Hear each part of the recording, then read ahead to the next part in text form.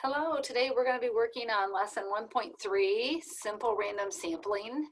It's important that we're getting a really good random sample, and we're going to go over some different methods in 1.3 and 1.4.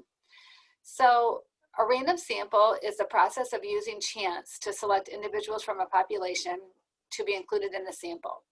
The key to obtaining a sample representative of a population is to let chance or randomness play a role in dictating which individuals are in the sample rather than convenience. If convenience is used to obtain a sample, the results of the survey are meaningless. A simple random sample is a sampling procedure for which each possible sample of a given size taken from a population size big N is equally likely to be the one obtained. The list of all individuals in the population is called the frame. Notes, a random sample avoids bias. There are many other ways to take random unbiased samples.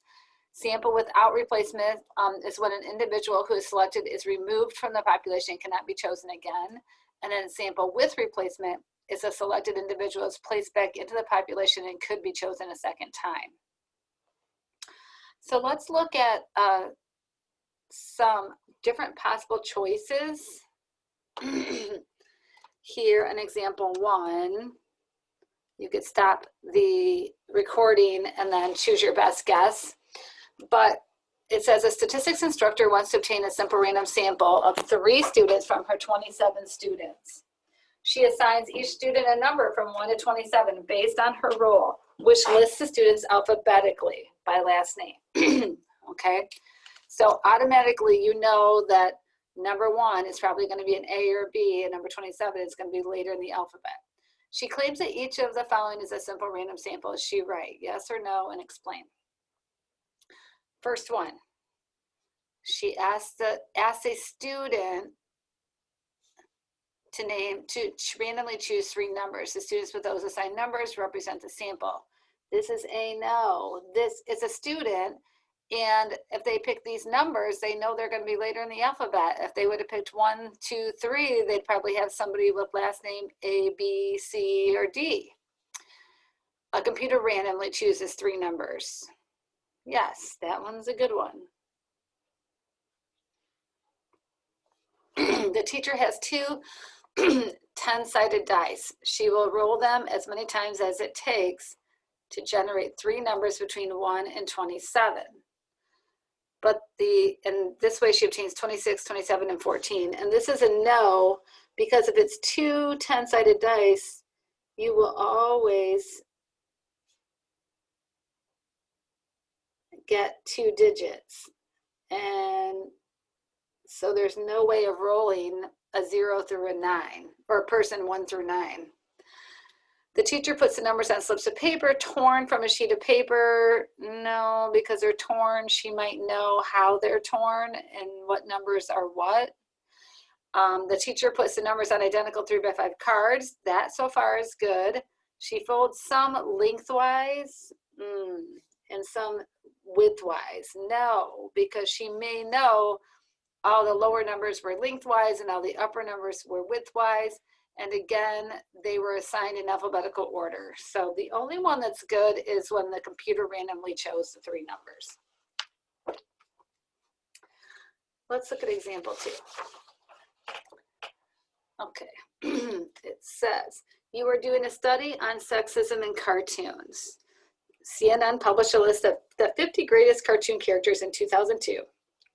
You are going to take a random sample of them and find out what proportion of them were played by females. The variable rank. Well, for 1, this should be the qualitative, and this should be quantitative discrete, just so we know. And the variable rank is going to be qualitative because you can't do any meaningful calculations with rank. We don't really know what takes it to be a number 1 character versus number 2, right? It's maybe people's votes. It was CNN. We don't know who decided upon that.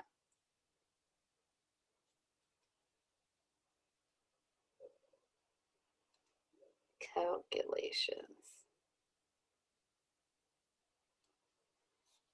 Explain how you could take a convenient sample of size 10. Well, you could pick 1 through 10.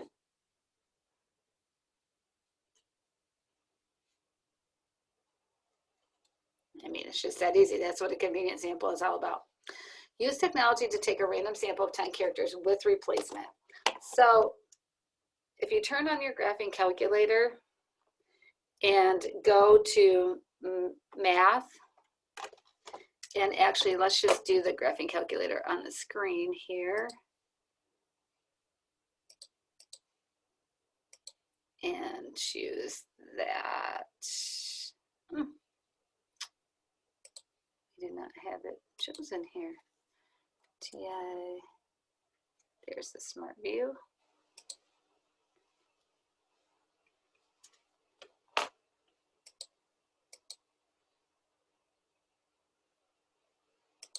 There we go.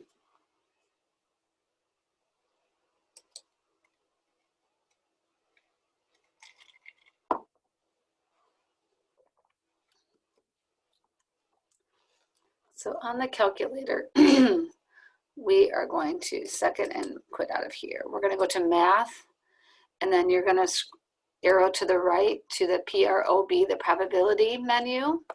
And then we're going to choose rand int. Now notice that number 8 says rand int NOP, and that would be no replacement. But this one said with replacement. So that means that if we choose 7, 7 could be chosen again. So we're going to choose this one, and our lower boundary is going to be, it could be rank number 1 all the way through rank number 50.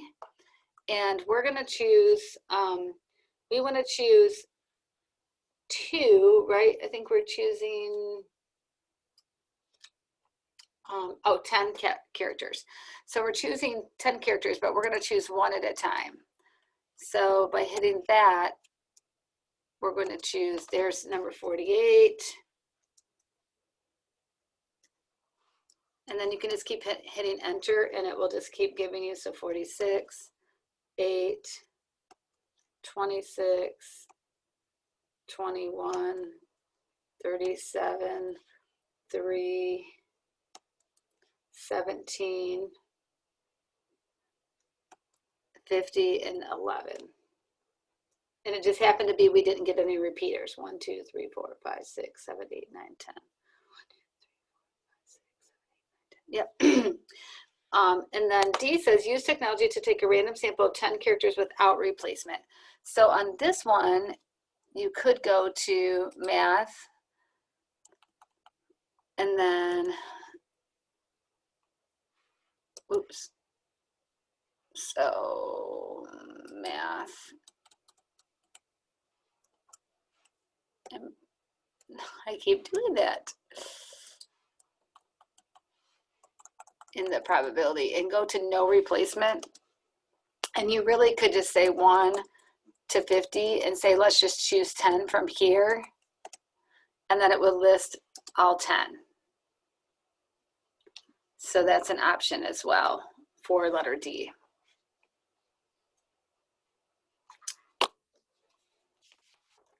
And that finishes up lesson 1.3. See you back for 1.4.